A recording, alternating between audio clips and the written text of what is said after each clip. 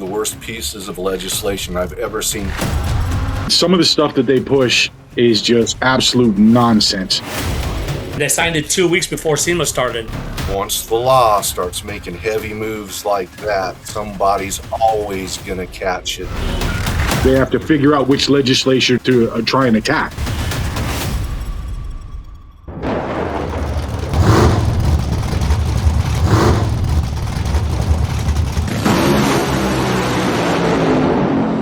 The Big N. Tell a friend to tell a friend. This is the Big N. Welcome to the Big End, everybody. This is episode 3. My name is Craig Majorana, a.k.a. Jersey. And I'm Big Window, and today we got a special guest on, and he's a good friend of mine, and he works at SoCal Speed Shop, and he is Las Vegas RoboCop. My friend Adam Stein. What's up, Adam? How you doing? What's happening, guys? Good to see you guys. Thanks for coming on, Adam. Oh, absolutely. So we do a thing called 0 to 60. We ask you 6 questions, and you just answer them as honest as you can. Yeah. You ready for that? Oh, yeah. Born ready.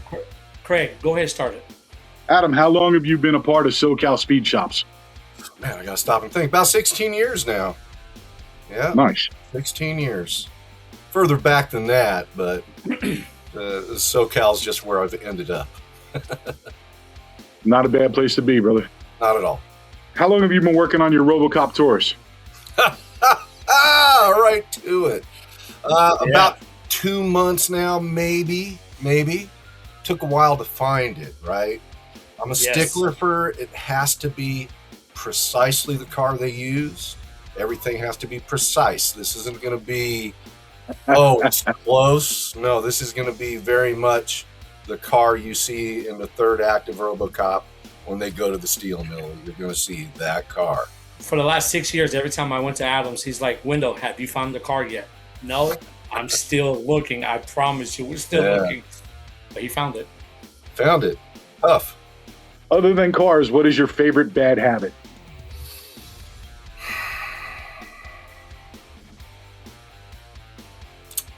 RoboCop stuff. I have an entire room of my house dedicated to a collection that I started when I was 17 years old. I'm 55, so I started when the film dropped. He also has a real life RoboCop outfit that he wears in his movies, and it's crazy.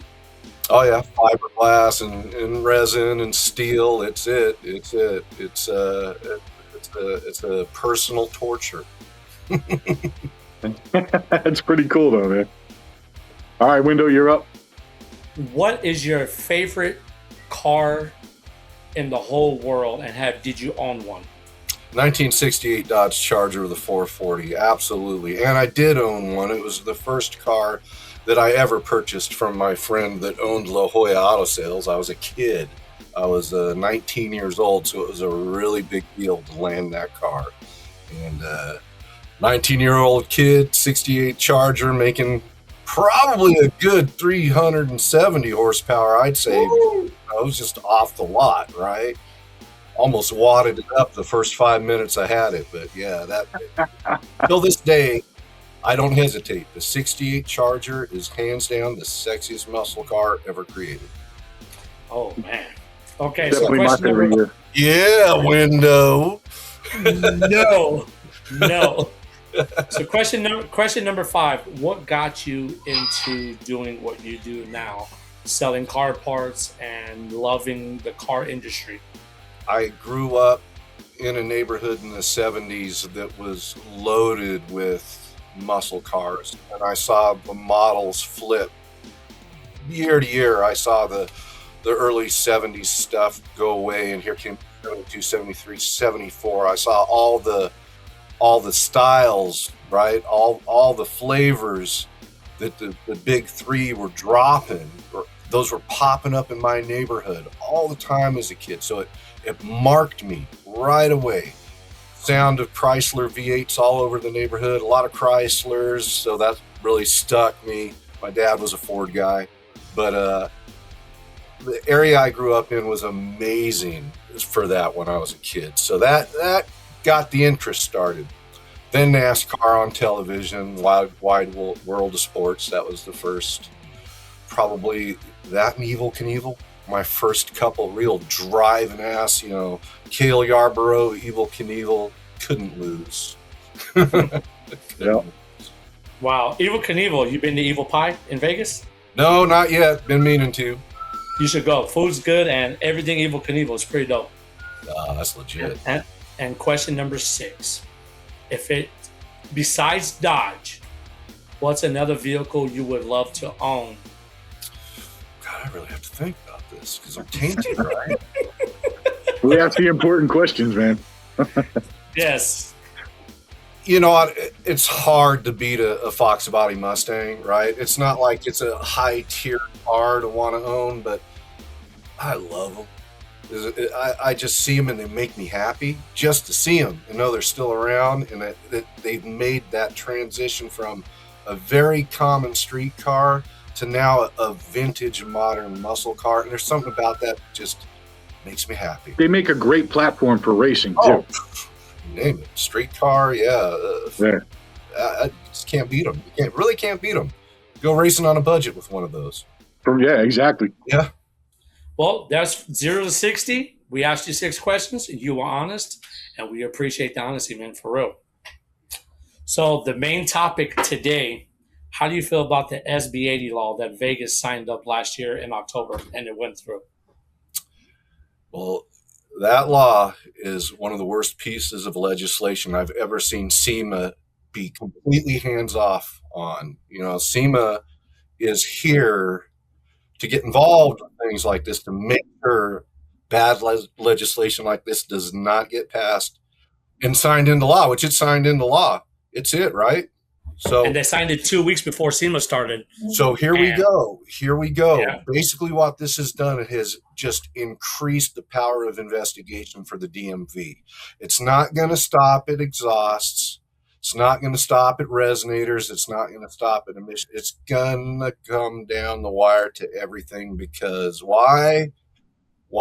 Since the pandemic, these intersection takeovers, and I'll land it right in their lap, get marked as street racing, and it just marks everybody in the community. So you get your average voter, right? And then you get guys that don't vote, which I think that's a big problem in our community. I think there's a lot of guys that'll talk, but when it comes time, take time out of their day and go vote and make sure stuff like this doesn't happen.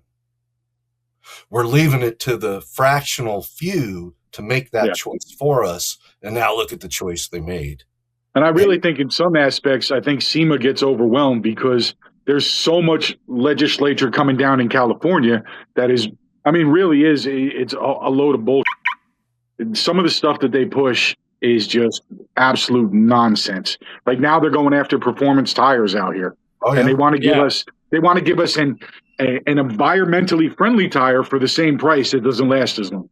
Yeah. So, and I really think it gets to a point where SEMA gets overwhelmed and it becomes a pick and choose situation where they have to figure out which legislature to try and attack. So I think SEMA needs to get a little bit more widespread and they need to get a little bit more involved in every single state. Yeah. Hey, the tire should be called the Impossible Tire, like the Impossible Whopper. Is it real? Is it not? We don't know. And just like that, I ain't eating the Whopper and I ain't buying the tire. That's right. The meat with no meats. You do a burn. I was like, is that kale? What is that? Kale? New vegan tires. That you bought just smelled like sage on that. Right? It's just crazy, though, because at the end of the day, you also got people that voted for it in Vegas that don't know nothing about the car community. Well, and I'm not trying to be like that, but it's also and it's not even the older generation people. It's all the new, younger generation people that are voting to pass that law.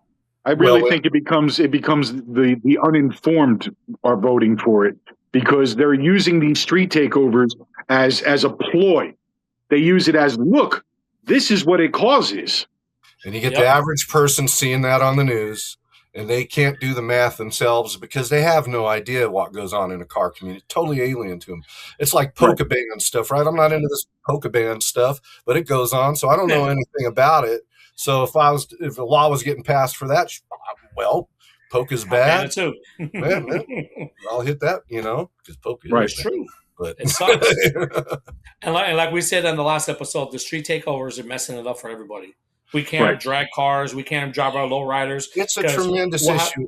Here's what opened my eyes to this window. You know what I drive on a daily basis? My Shaker Scat. Between my two drivers, the 69 and that Scat, you wouldn't believe how I get followed every day in the Scat. Every day. And you could tell they're running the plate, probably looking for this, looking for that, because all these takeover guys stealing these cars, that's all they drive, right? So I've been put on the map by a group of people that are outside of the car community. These aren't car people. Right. Period. And that's something we're really trying to drive home, is that these guys that do participate in this stuff, they're not one of us at all. You will never see them at the same events. You will never see them rolling with the same people we roll with.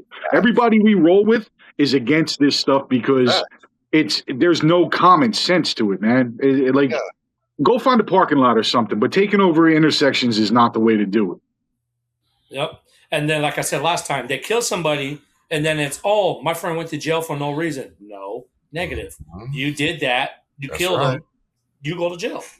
And that's like the whole, like we touched on last time with Metro crushing these cars. I understand it. I mean, they may hate it, but I got news for you. It's warranted. It really is. These guys have caused stuff like that to happen. Here's where I get a little spooked with this, though, right? I mean, because once the law starts making heavy moves like that, somebody's always going to catch it that didn't deserve to catch it, right? How many cats are still in prison for selling a little weed or something, and now it's legal? It's still a situation, and I think we're going to see that with that particular move that Metro's making. It's going to cost somebody their ride, right? But I support it. I get it. What else can they do? They have to drive it home. Right. I agree. Well, let's move on to something a little bit more fun. We're going to do our little segment called Chasing Tail.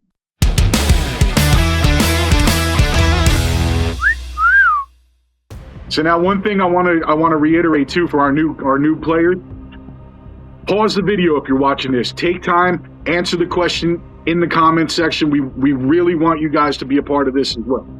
All right, gentlemen, your first tail light. I want to say 61, 62, maybe Impala, but there's something a little 62. different. Oh, is that a Biscayne? I'm feeling Caprice, man. I'm feeling like, I don't know. Yeah, you're right, because of the little square outlines in the back border. Well, keep in mind, though, for a Caprice or a Biscayne, it would have been less because those were lower models under the Impala. Yeah. You're right. And it would have been they would have had less taillights. The Bel Air, the Biscayne also would have had 2 taillights as opposed to 3. Mm-hmm. All right, so final answers? Yeah, I'm going with 62 Impala. Adam? yeah, not knowing much about that one, I'm gonna go with the Impala. Window. I say it's the corn man's corn trailer. 62 Impala. Boom! That is a 1960 Lincoln Continental. Oh yeah, okay. That was a Lenny question. Hey, that's the Cadillacs of Lincoln. Yeah. That just means I need to play on a bigger screen. Yes. All right. Next tail light. That's easy. Yeah. Go ahead, Adam. Take this away. Mercury Cougar. 67, 68. Yep. Yeah, I'm going to go with the same.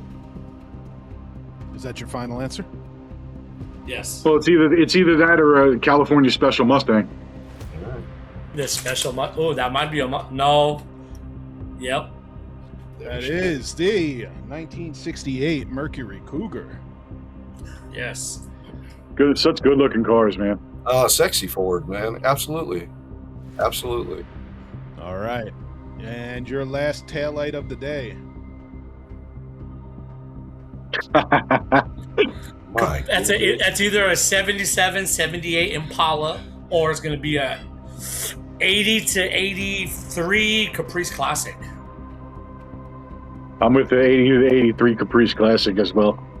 But remember, the 77 to 79 glass house, well, they called it a glass house because it's the window in the back looks like a house. Well, not glass house. It would be, what's that car? The G-Body, the Monte Carlo, the one with the window in the back. The Aero Coupe. Aero Coupe 77 to 79 Impala or 80 to 83 Caprice Classic. What you got, Adam? You guys doing this Mopar guy raw with all these GM. I don't usually see those taillights, guys. Negative. Man, I'm going to hang it out there because there used to be this weird cat came to the shop all the time with a big black square Oldsmobile of some sort from like 78. There. I just cast it to the winds. So, final answer, damn. Man, I'm going to go opposite. 77, 79, Chevrolet Aero Coupe. Caprice Classic. Whoa. And I know what the backseat looked like in those. That was a good run, man. You picked out some good ones this time. What is it? My laptop just went black. That is the 81 Caprice.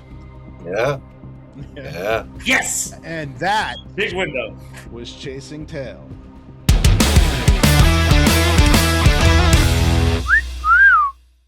Adam, are you ready for our next segment? Yeah, man. Everybody, let's play drag, drive, or junk.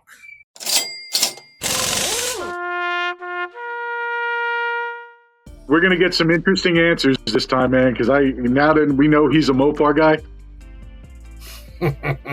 So Adam, 69 Chevy Camaro Super Sport, 70 Dodge Challenger RT, 69 Pontiac GTO.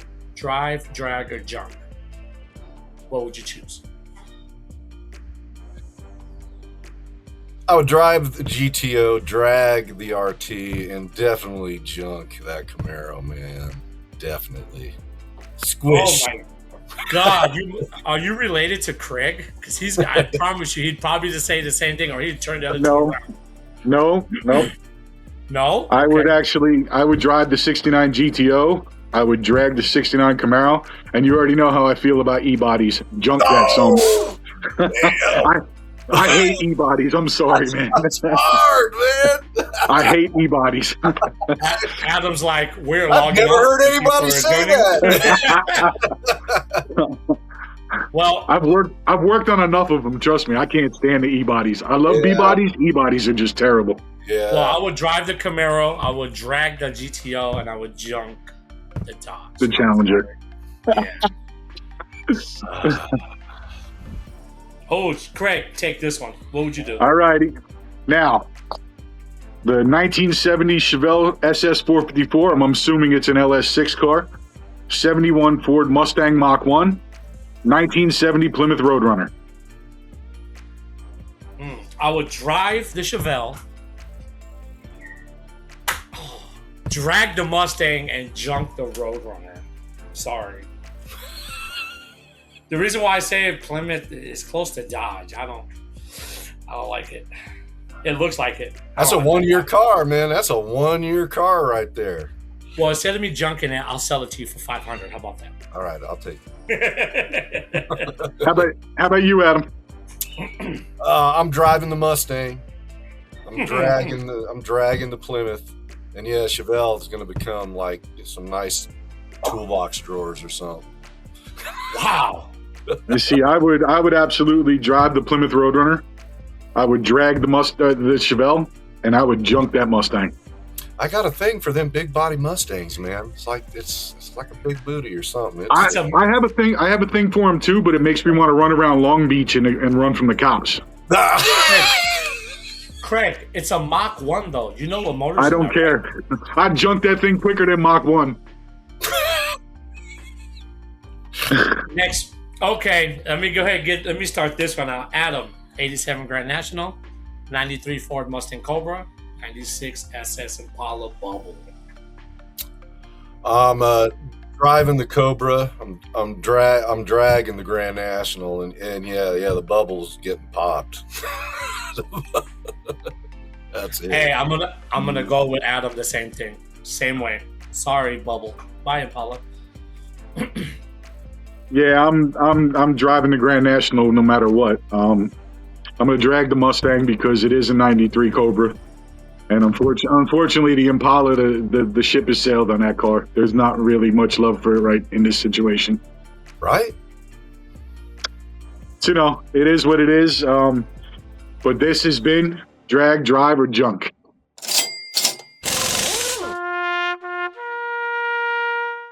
So now we jump into our final stretch, open topic, car culture.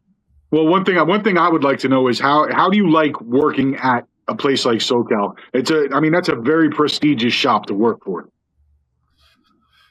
I've been in the business for over 35 years. I started at super shops. That's kind of where I came from. So it's all I've ever done. To be a part of what Alex Exedius created, to come out of World War II and just get right to setting records on the lake bed and sitting there making technical advancements back in those days with saw, hammer, and what you had.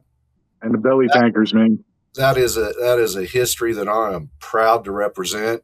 And bring the V8, the big nitrous breathing modern day race car crowd into it and show them the love too, because new modern day SoCal Speed Shop here in Las Vegas.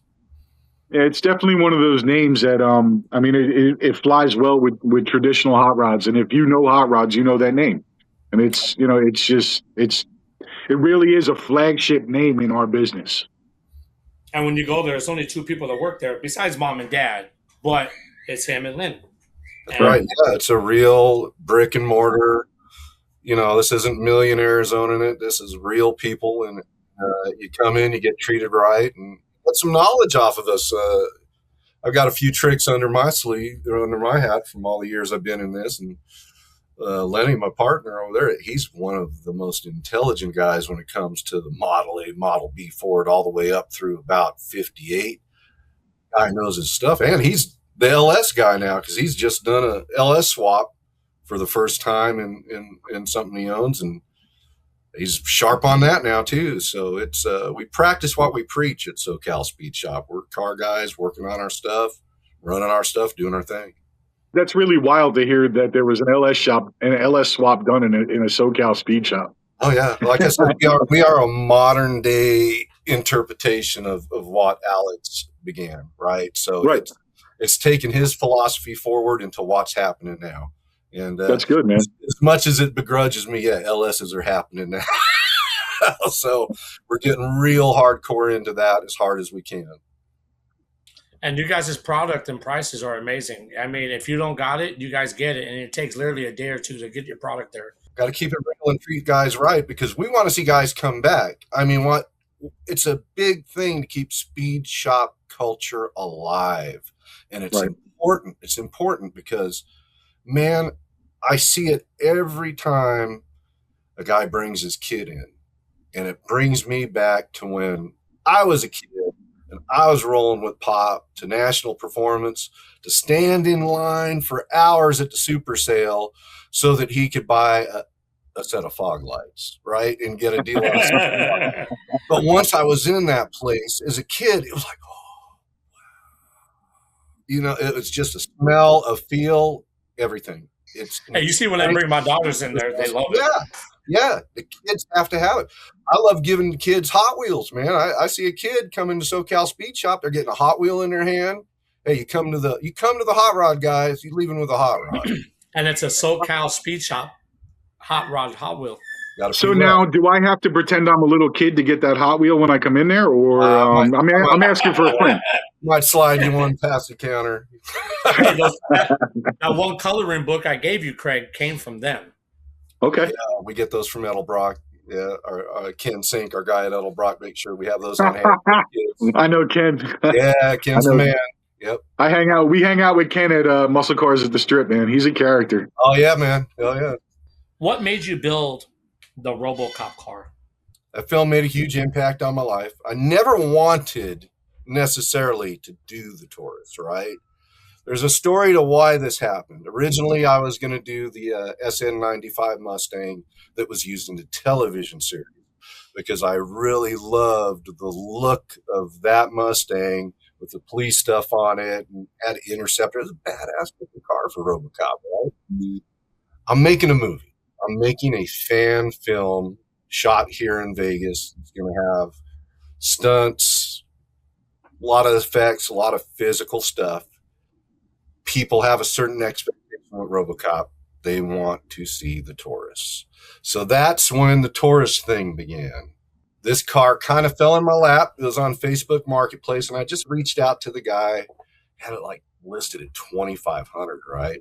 And it was funny because you saw all the little laugh reacts on his listing, like, yeah, people are just chopping them up on this thing.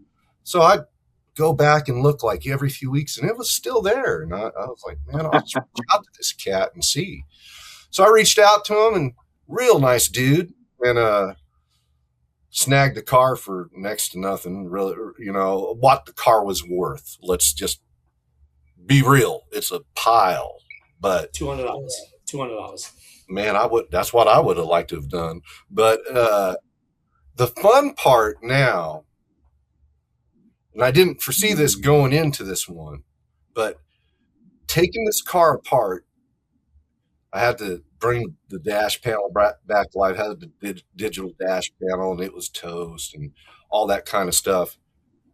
Pulling the car apart has been the most interesting project I've took on in years, because you have this car that was designed as this modern flagship for Ford. Guys that are old like me, when that thing came out, it was like a space car. Everybody was like, whoa. It was like the future. We hadn't seen American cars look like that, right? Right. So now you take this thing apart, it's like late 70s, early 80s technology wrapped in this modern veneer. So it's wild. It's been a wild experience. I'm kind of thankful I've gone that deep into the car just to learn, It's a shame. It's a shame that Gene Winfield's not around anymore. Maybe we could have gotten one of the SUX 6000s. I know the whole story of the SUX, and man, it's a heartbreaker. So real quick, one year I'd hung out at SEMA with Gene. You've probably seen pictures on my Facebook of me and Gene, and I was talking to him the whole time about the SUX, right? Just chewing his ear. And he was like, yeah, we just pulled mold on all the panels. They were getting ready to restore it. Well, whatever happened from that point to when it got sold for nothing to a group of guys overseas, right? And now it's been sold a couple more times, and who knows where it is. There's one in the Peterson. That's the one. It went to France. So those guys, I don't know if it's back in the States, but that's the one. That's Clarence Bodeker's Hero SUX. Yeah. And it's been there for quite a bit. Okay. So it must be back then. It must be back. Yeah. All right, guys. Our next little thing we do is called Rate It or Hate It, baby.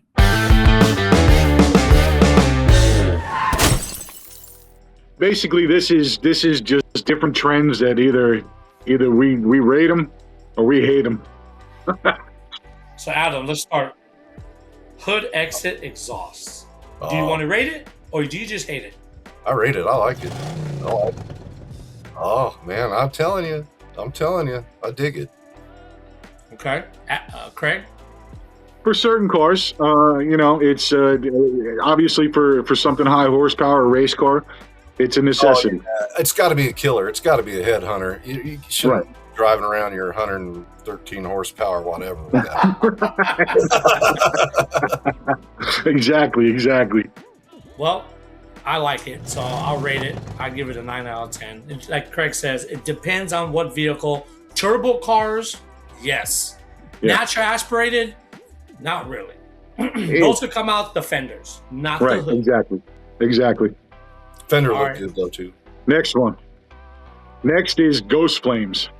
Hate it. I hate it. I'm like, I hate them too. It's a very dated look. I hate when people paint cars and it dates them. You know what I mean? It dates the car because then it's kind of like 90s trucks with the tweed interiors and the billet steering wheels. Yeah, it's a dated look. It's a dated look. I look at that and I remember 2002 also. I look at 98, 99, and 2000, the old hot rods, the gassers. Right. That's the only car I really think that could pull that off is a gasser. Mm-hmm. So yes. We hate it. Hate it. Oh, yes. I love the center lines. This is a bad example of the center line, but the center line auto drag, which this is not, happens to be the only aftermarket wheel I have any affinity for, and it's got to be the real 3-piece auto drag from the 80s satin. So I will just pretend that picture is of the centerline auto drag I love and absolutely rate it a 10 because that's a badass wheel. Yes. Yeah, I like the center lines too. They have a place in history. I am a Krager guy. For me, Krager the world, as far as I'm concerned. But center lines are dope, man. Center lines are drag race wheels. They've always been a drag race wheel to me. I've always associated with them with seeing cars on the strip. So, I rate it. I'm up there with you, a 9 out of 10 too. Yeah. So let me tell you how I feel about Centerline. Centerline was one of the brims I first started with when I was 15. I'm not gonna lie. I think you could put a Centerline on a lot of cars, and it just makes it look cool. 100%. Oh yeah. So yeah, we love it. Next one, Brian. So it's gonna be the rear seat delete. Ooh, 80 pounds. Ooh. Yeah, right. Depends. I hate it. I ain't gonna lie to you. Look, Frankenstein's got it, but I don't have that. I don't have no interior. So I just hate it. Sorry, I hate it. For street cars, I hate it as well. It's it's just it's part of this less is more phase. So yeah. If that thing ain't tickling, 780s. Right. Right. Exactly. No. Exactly. Nah. Engine bay shaving. I like that if it's going to be a show car, something nice, or a street car, but it's got to be clean. I don't mind it.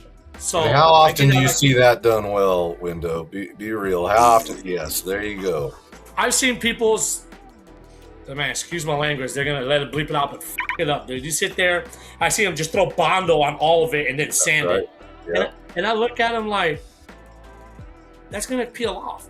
And then that once the heat gets in the engine bay, everything cracks. That's if right. it's done right, I give it a 10 out of 10. So I do like it, but it has to be done right. How do you feel about it, Adam? Hate it. That's why. Why do you hate it? Again, kind of going into my Mopar thing, right? There's a character to the car on the outside that everybody sees, and there's a character to the car under the hood. And I think in both cases, this robs a car of a lot of character. And I see it a lot with Chris Alston kits in certain Chevrolets that are just the same car over and over and over and over. So, yeah, I think seeing a clean engine compartment with everything routed nicely for your average street car or muscle car, that to me is where it's at. One of the things that I really dislike that they do with show cars are these huge engine covers that they put over them to hide everything. That's right. Ugly. It's ugly. Yeah, man. It's not. I'm a form over function kind of guy, or I like to see the wiring. I like some clean spark plug wires. I like to, if you break down when you're driving these things, you don't want to have to go through all this hidden stuff to find you. I mean, if it's a trailer queen, yeah, I guess so. But yeah. Before we end this, Craig, G-body. Let's talk about spoolful. The fender wells, they're shaved and they're carbon fiber. Would you put those in the car and shave the wall, or would you just? I would put those in the car, but I wouldn't shave the firewall. Okay. I would box the heater box out only because on certain cars I wouldn't need it. But I like his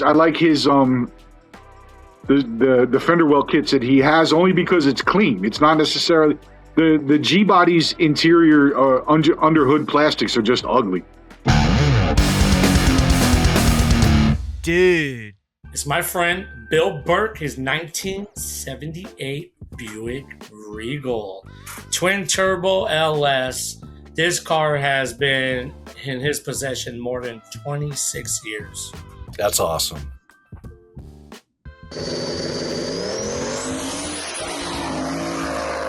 There I am.